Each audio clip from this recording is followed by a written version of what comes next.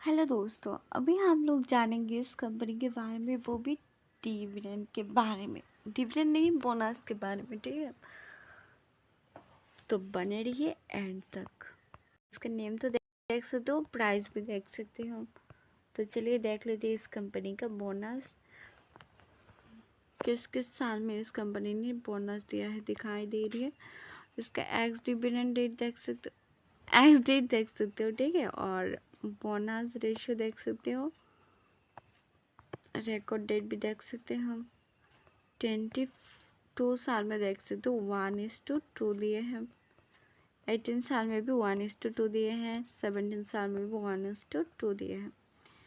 देख सकते हो पहला साल भी आ चुकी है।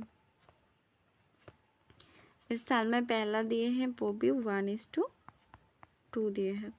तो आज के लिए इतना ही। मैं गॉड ब्लेस यू।